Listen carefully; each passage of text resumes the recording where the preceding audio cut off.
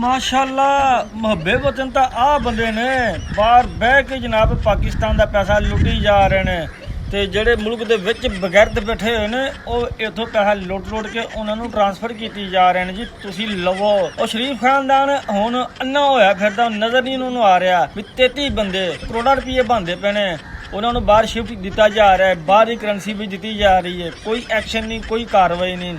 ਉਹ ਸ਼ਰੀਫ ਖਾਨਦਾਨ ਇਸੇ ਕੋਲ ਤਾਂ ਸ਼ੇਰ ਹੈ ਵੀ ਕਰਪਟ ਬੰਦਿਆਂ ਨੂੰ ਸਪੋਰਟ ਕਰਦਾ ਹੈ।